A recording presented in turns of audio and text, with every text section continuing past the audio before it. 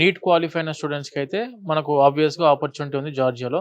Intermediate BiPC complete అయిపోయి బేసిక్‌గా about 55% ఉన్న స్టూడెంట్స్ కూడా ఎంబీబీఎస్ జార్జియాలో జాయిన్ అయిపోవచ్చు. రైట్. వీళ్ళకి ఎటువంటి టైప్ ఆఫ్ ఎంట్రన్స్ ఎగ్జామినేషన్స్ అనేవి కండక్ట్ చేయం. బేసిక్‌గా యూనివర్సిటీ వాళ్ళు ఇంటర్వ్యూస్ చేసుకుంటారు. రైట్. క్రెడిబిలిటీ ఇంటర్వ్యూ ఉంటది. బేసిక్ ఇంగ్లీష్ ప్రొఫిషియన్సీ ఎలా ఉందని చెప్పి, why you have been chosen only Georgia? Why only this university? What is your after completing of your medicine are you going to stay back in Georgia or coming back to your country? లేదంటే what about your PG opportunities which country you are going to prefer for అని, అంటే బేసిక్‌గా మన English కమ్యూనికేషన్‌ని అంటే evaluate చేయడానికి ఒక credibility examination ఉంటుంది. 99% and అది ఎలా ప్రిపేర్ అవ్వాలో మీరు ఎలాగో అది చెప్తారు మనం గైడెన్స్ స్టూడెంట్స్‌కి. ఇస్తాం మేడం. దానికి సంబంధించిన గైడెన్స్ ఉంటుంది మన దగ్గర. ఏటా ఎంతమంది స్టూడెంట్స్ భారతదేశం నుంచి వెళ్తున్నారు అక్రమ్ గారు?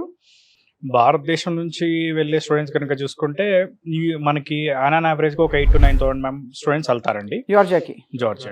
మన తెలుగు స్టేట్స్ నుంచి ముఖ్యంగా చూసుకుంటే పర్టికులర్గా మన ద్వారా ఎవ్రీ ఇయర్ 500+ స్టూడెంట్స్ మనం పంపించడం జరుగుతుంది.